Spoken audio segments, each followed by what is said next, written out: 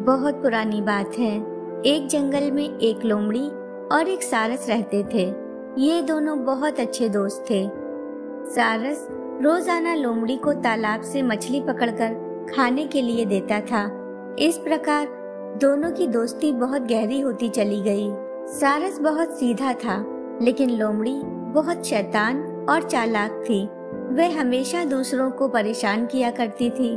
उसे दूसरों का अपमान करने में और मजाक उड़ाने में बहुत मजा आता था।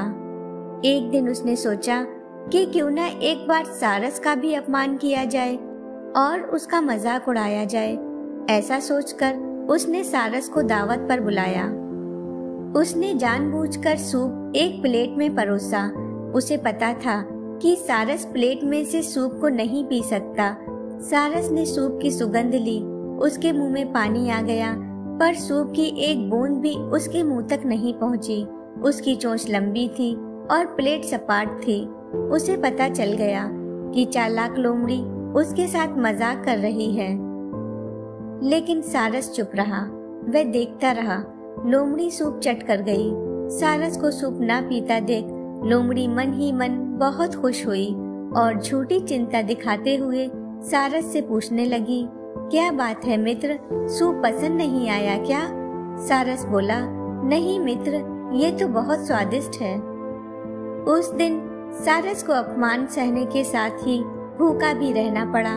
लेकिन जाते जाते सारस ने भी उसे अपने यहाँ दावत पर बुलाया और लोमड़ी दूसरे ही दिन सारस के घर दावत पर पहुँच गई। सारस ने भी स्वादिष्ट सूप बनाया और सकरे मुंह वाली 2 सुराहियों में सूप परोसकर उससे कहा, चलो शुरू करें खाना।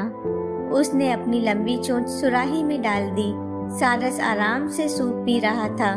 सूप पीते पीते उसने लोमड़ी से कहा, मैंने इतना स्वादिष्ट सूप कभी नहीं चखा था। इसे मैंने विशेष रूप से तुम्हारे लिए बनाया है। शर्म मत करो, जी भरकर पियो। पर लोमड़ी सूप का जरा भी स्वाद नहीं ले पाई। सुराही का गला बहुत तंग था। सूप तक उसका मुंह पहुंच ही नहीं पाया। उसे बड़ा दुख हुआ। लोमड़ी समझ गई कि उसने सारस के साथ जो शरारत की थी उसी का ये फल उसे भुगतना पड़ रहा है। इसी बीच सारस ने पूछा, क्या बात है मित्र, सूप पसंद नहीं आया? लोमड़ी को अचानक अपने शब्द याद आ गए। यह सब देख लोमड़ी अपने आप में बहुत अपमानित महसूस कर रही थी, लेकिन कुछ कह ना सकी। इस कहानी से हमें ये सीख मिलती है कि हमें कभी भी किसी का अपमान नहीं करना चाहिए।